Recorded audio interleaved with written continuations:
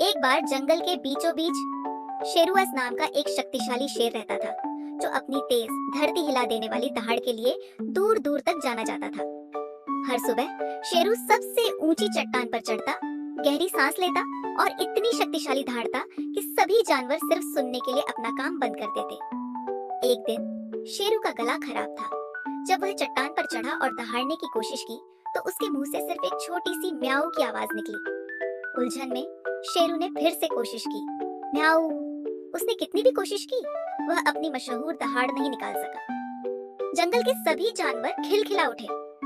तोते पेड़ों से हंसने लगे, बंदर जमीन पर लौटने लगे और यहाँ तक कि छोटे चूहे भी जंगल के राजा को बिल्ली के बच्चे जैसी आवाज में सुनकर हंसने लगे। शर्मिंदा होकर शेरू अपने दोस्त टिम्मी कछुए के पास भागा। टिम्मी, मुझे क्या हो गया है? शेरू ने पूछा। मैंने अपनी दहाड़ खो दी है। टिम्मी हमेशा की तरह समझदार और धीमा अपना सिर खुजाते हुए बोला। शायद तुम्हें अपनी आवाज को आराम देने की जरूरत है शेरू। क्या तुम कुछ समय के लिए चुप रहने की कोशिश करोगे? शेरू को यह विचार पसंद नहीं आया, लेकिन उसने अपने दोस्त पर भरोसा किया। अगले कुछ दिनों तक शेरू ने बिल्कुल भी दहाड़ नहीं लगाई। इसके बजाय उसने इशारों और चेहरे के भावों का उपयोग करके जानवरों से संवाद किया।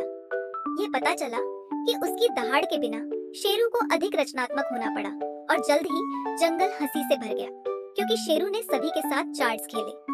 सप्ताह के अंत तक शेरू का गला बहुत बेहतर महसूस कर रहा था। वह एक बार फिर अपनी चट्टान पर चढ़ गया, एक गहरी सांस ली और अपनी अब तक की सबसे ऊंची, सबसे शक्तिशाली दहाड़ लगाई। जंगल में खुशी की लहर दौड़ गई और शेरू को गर्व हुआ, लेकिन उसे एक महत्वपूर्ण बात का एहसास हुआ।